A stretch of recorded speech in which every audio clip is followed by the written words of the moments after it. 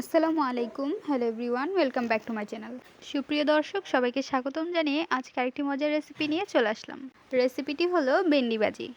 ভেন্ডি ভাজি আমরা সাধারণত সবাই করতে পারি, কিন্তু আমরা যেইভাবে তৈরি করি তা আজকে দেখিয়ে দেব। এইভাবে রান্না করলে খেতে খুবই ভালো লাগে। চলুন রেসিপিটি দেখা যাক। বিসমিল্লাহির রহমানির রহিম। কড়াইয়ে দিয়ে দিচ্ছি সরিষার তেল। তেলটি ভালোভাবে গরম করে নিতে হবে। এখন এর মধ্যে দিয়ে দিব পেঁয়াজ কুচি। এখানে আমরা মিডিয়াম সাইজের 3টি পেঁয়াজ কুচি করে নিয়েছি। দিয়ে দিচ্ছি কাঁচামরিচ কুচি। কাঁচামরিচ কুচি দেওয়ার পর ভালোভাবে নেড়েচেড়ে নিতে হবে। এখন আমরা এর মধ্যে দিয়ে দিব হলুদের গুঁড়ো 1/2 টেবিল চামচ। দিয়ে দিচ্ছি টমেটো কুচি।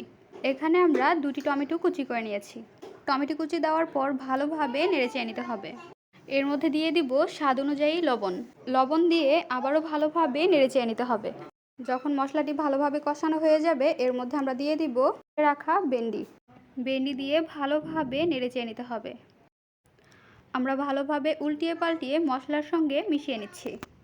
মশলার সঙ্গে ভালোভাবে মিশানো হয়ে গেলে 2 থেকে 3 মিনিটের জন্য আমরা ঢেকে রেখে দিব।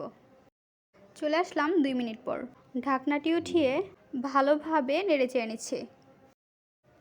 ভালোভাবে নেড়েচেড়ে নেওয়ার পর আবারও ঢেকে রেখে দিব 2 মিনিটের জন্য।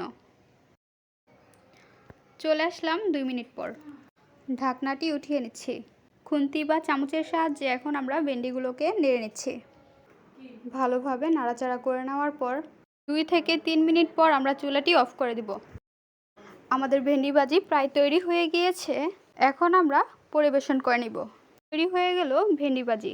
একদম সহজভাবে এই ভেন্ডি ভাজিটি তৈরি করে নেওয়া যায়। এই রেসিপিটি সকালে নাস্তার জন্য আপনারা তৈরি করে নিতে পারেন। ভেন্ডি রেসিপিটি আপনাদের কাছে কেমন লেগেছে তা অবশ্যই জানিয়ে দিবেন কমেন্টের মাধ্যমে। ভিডিওটি যদি ভালো লাগে অবশ্যই একটি লাইক করে দিবেন। সাবস্ক্রাইব করে আমাদের পাশেই থাকবেন। আজকের পর্বে আমরা এখানেই বিদায় নিচ্ছি। গাইস, আসসালামু আলাইকুম, ভালো থাকবেন সবাই। আল্লাহ হাফেজ।